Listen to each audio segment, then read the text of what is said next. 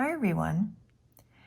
I have found that if I have a brush pen that is super soft, a little bit older, that sometimes writing much bigger or a little bit bigger can make a big difference in the appearance of your strokes and making your technique look a little bit cleaner. So I'll show you what I mean by that. My Kelly Creates metallic brush pens. This is a large set. This is a set of 8 colors with a large tip, and there's also a set of 8 colors, the same 8 colors with a small tip. If these large ones get really soft, and actually when you first pick them up, they will seem softer, but over time, every brush softens, right? Well, when they get softer, the transitions get a bit messier. Here is one of my older pens. This one was older too. And I'll just, do an ABC. I struggle to have nice, clean transitions, at the size that I might write. So see how that looks a bit messy. This is too tight. And this A is a bit messed up here and there. What I will do then is actually write bigger with a softer pen. And that way I have more time to move into those transitions and make them cleaner. If it's smaller, then everything is just squished and I have less time with the full pressure, shorter time to make that transition, and with the softer brush, that's not a great thing. So if you have a soft brush, and I'm not just saying it's the Kelly Creates metallic brushes that are soft, try writing bigger than normal, and you might be really surprised to see how much cleaner your lines are and your transitions. I thought I was off the screen there. Now I know I'm not using guidelines here, and I always tell you to do that, but as an example to show you, this is a newer pen and it's stiffer, not as soft. I can write significantly smaller with it. So I'll do the A, and the brush is not soft, it's stiffer, and so then I can get much cleaner transitions and write much smaller. So it's really important, everybody thinks you just pick up a brush pen, no matter the brand, no matter the stiffness, no matter whatever, and you should be able to write perfectly every single time. And if you've watched my other videos that that's not the case. So stiffer brush, you can write smaller, usually, and softer brush, try writing bigger. So I have another example to show you without the metallic pens. Let's put this away, and I'll grab an older Tombow brush pen. You can see that actually it's so old that the writing is rubbed off. So this tip, it's a larger tip, and I usually write larger with a larger tip, even larger than what is normally my X height. So wait a second, let me write my X height down here, or draw my X height. So let's say my X height, with my Dream pens, I could go to 3 or 4 squares high. So this is 4 squares high.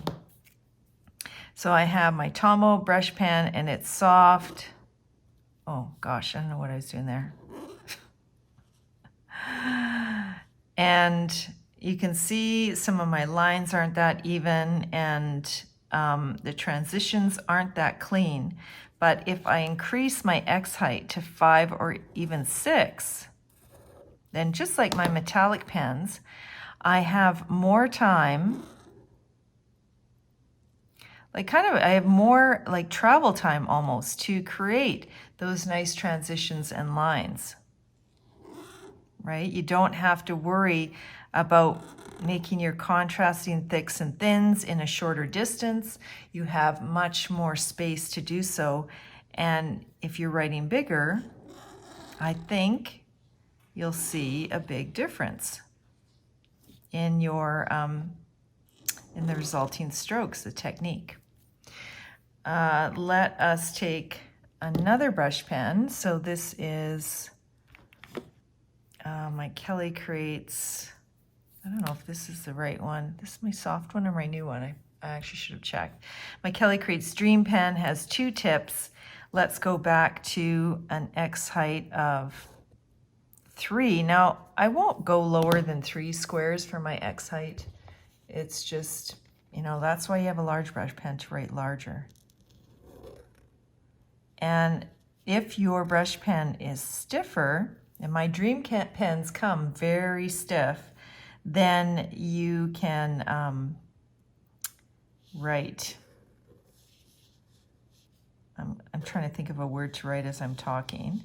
Even though this pen is a little bit soft, when these Dream pens come much stiffer, then you can write a bit smaller and have better transitions. But if you find that your thick and thin strokes don't have enough definition, give yourself a bigger X height and create you know, more distance between your thicks and thins. And then you'll see, well, I don't know if more distance is the right word. And you should see an improvement in the appearance of your strokes and letters.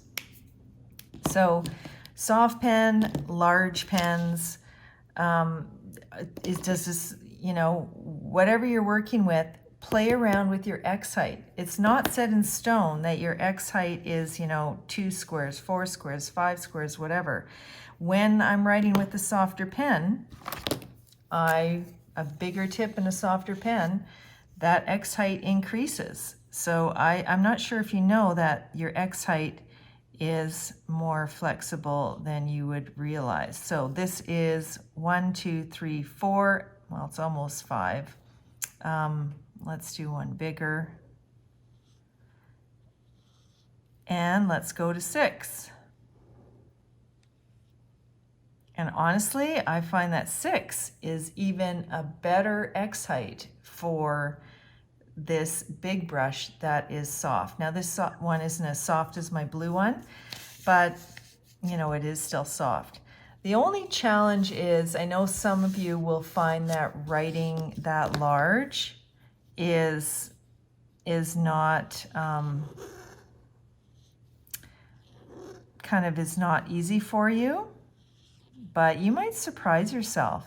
I mean, it's hard to judge how big people are writing, especially if you're watching videos on Instagram.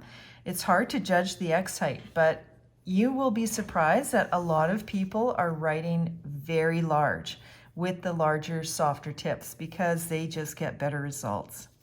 So there you go. That's my 2 cents into what should you do if your brush pens are a little bit soft or a little bit soft and juicy is, you know, try to increase your X height and see what happens.